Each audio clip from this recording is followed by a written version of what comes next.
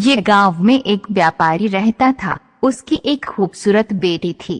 एक बार उसे व्यापारी पर बहुत ज्यादा कर्ज हो गया था और जिस आदमी से उसे व्यापारी ने कर्ज लिया था वो उसी गांव का था और बहुत ही घटिया आदमी था।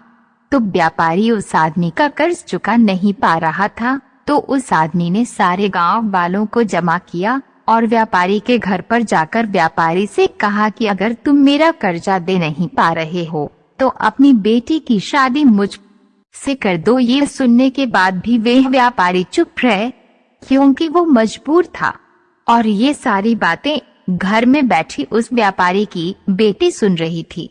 थोड़ी देर से बाद उस आदमी ने गांव वालों और व्यापारी से कहा कि ठीक है, मैं एक थैली में सफेद और एक काला पत्थर डालूंगा और इसकी बेटी को थैली में से कोई एक पत्थर निकालना पड़ेगा। अगर सफेद पत्थर निकला तो मैं कर्ज भी माफ कर दूंगा और इसकी बेटी से शादी भी नहीं करूंगा, लेकिन अगर काला पत्थर निकला तो कर्जा तो मैं माफ कर दूंगा, मगर इसको अपनी बेटी से मेरी शादी करवानी पड़ेगी। व्यापारी की लड़की इस बात के लिए राजी हो गई और सारे गांव वाले भी।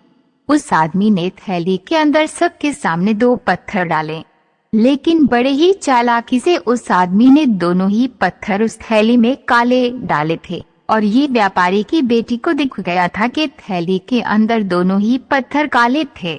अब वह लड़की सोच में पड़ गई थी कि मैं जो भी पत्थर निकालूंगी वह काले ही पत्थर होंगे और अगर काला पत्थर निकला तो कर्जा माफ हो जाएगा, लेकिन मुझे उससे शादी करनी पड़ेगी। और अगर मैंने सारे गांव वालों को यह बता दी कि इस आदमी ने थैली में दोनों ही पत्थर काले डाले हैं तो कर्जा भी माफ नहीं होगा और ये आदमी आज नहीं तो कल मेरे बाबा से बदला जरूर लेगा। लड़की ये सोच ही रही थी कि लड़की को तभी थैली से पत्थर निकालने को कहा गया।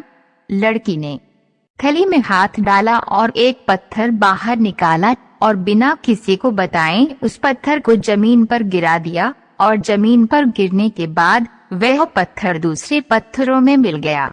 तभी लड़की ने सबसे कहा कि अब कैसे पता चलेगा कि मैंने जो पत्थर निकला था वह सफेद था या काला था। लड़की ने कहा थैली में जो दूसरा पत्थर है उसे देखो, अगर थैली में सफेद पत्थर है तो मैंने काला पत्थर निकला था और अगर थैली में काला पत्थर है तो मैंने सफेद पत्थर निकला था और थैली में तो सिर्फ काले ही पत्थर थे।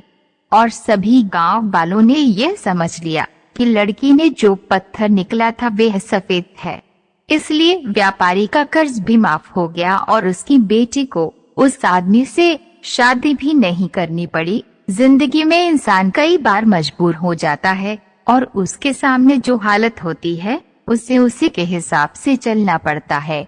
इस कहानी से हमें ये सीख मिलती है, जब भी आप मजबूर हो जाओ और मजबूरी में आपका कोई फायदा उठाना चाहता हो, दोनों सेंट मत बनो, बल्कि अपने दिमाग का इस्तेमाल करो।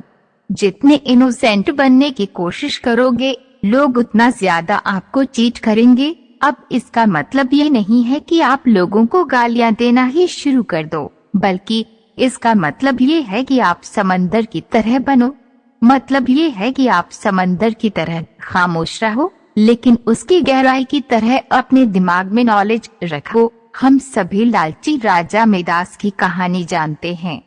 उसके पास सोने की कमी नहीं थी, लेकिन सोना जितना बढ़ता वह और अधिक सोना चाहता। उसने सोने को खजाने में जम कर लिया था और हर रोज उसे गिना करता था। एक दिन जब वह सोना गिन रहा था तो एक अजनबी कहीं से आया और बोला, तुम मुझसे ऐसा कोई वरदान मांग सकते हो जो तुम्हें दुनिया में सबसे ज्यादा खुशी दे। राजा खुश हुआ और उसने कहा, मैं चाहता हूँ कि जिस चीज को छूऊं वह सोना बन जाए।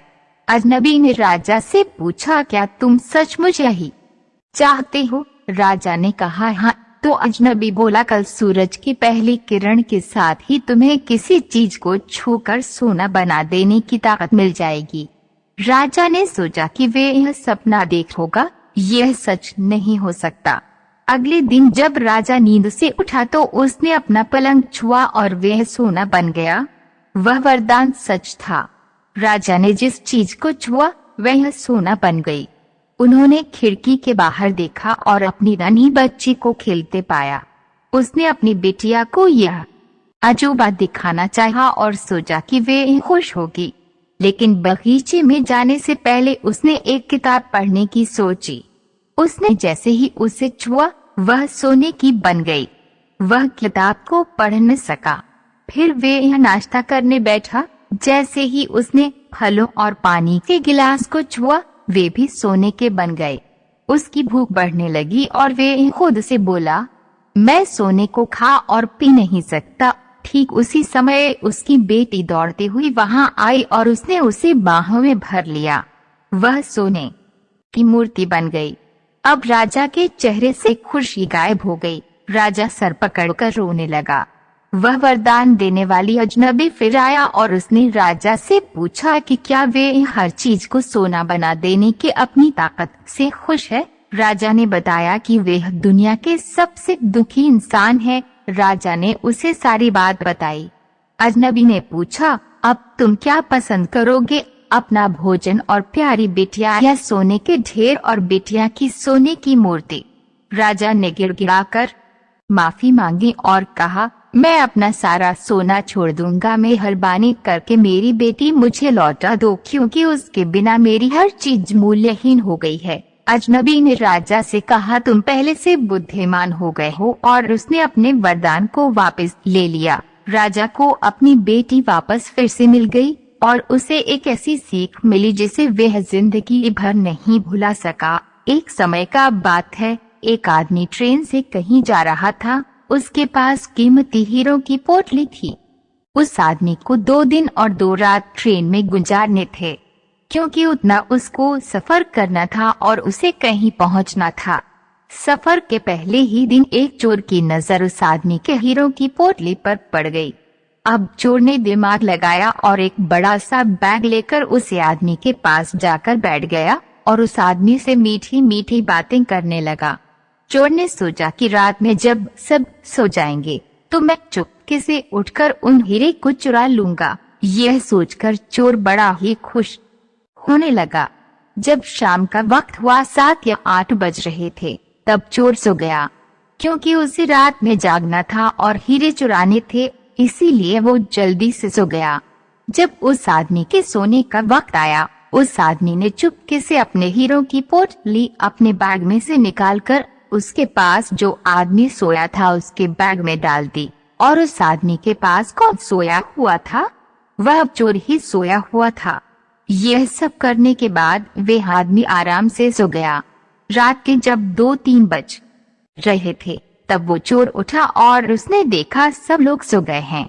फिर उसने उस आदमी के बैग को अपनी तरफ खींचा और उस बैग को पूरा चेक कर लिया। उस बैग में कुछ नहीं मिला। वह परेशान हो गया। सारी रात उसे आदमी के बैग को चेक करने के बाद जब उसे कुछ ना मिला, तब उसने देखा कि सुबह के 4 बजे रहे थे।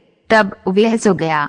उसके सोने के बाद वह आदमी उठा। उसने अपने हीरों की पोटली उस चोर के बैग से निकालकर अपने बैग में वापस रख ली। जब सुबह हुई और वो चोर सोकर उठा, उसने देखा कि हीरों की पोटली तो उस आदमी के पास ही है। उसे लगा कि मैं रात में कुछ गड़बड़ की है, शायद उस आदमी के बैग को अच्छे से चेक नहीं किया।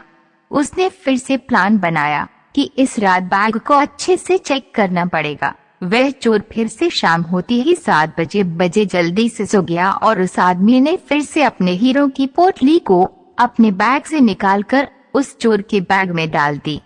चोर रात में फिर से उठा, उस आदमी के बैग को खींचा, फिर से ढूंढने लगा, लेकिन हीरे नहीं मिले। वह परेशान होकर फिर से सो गया। वह आदमी सुबह के 5 बजे उठा, अपनी हीरो की पोटली चोर के बैग से निकलकर अपने बैग में वापस डाल दिया। जब सुबह हुई, स्टेशन आया। वह आदमी स्टेशन पर उतरा तो चोर उसके पास आकर कहने लगा, मैं जिंदगी में कभी चोरी नहीं करूंगा, बस मुझे इतना बता दो कि हीरो की पोटली रखी कहाँ थी। उस आदमी ने कहा, अरे मूर्ख, तू अपना सुख दूसरों की तरफ ढूंढ रहा था। अगर तू खुद के अंदर जाता तो तुझे सुख जरूर मिलता।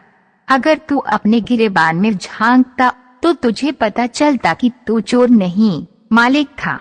वो हीरो की पोटली तेरे ही पास थी। दोस्तों, इस कहानी से हमें बहुत बड़ी सीख मिलती है।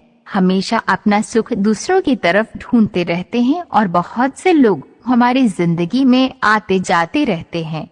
कोई हमें सुख देता है तो कोई हमें दुख देता है।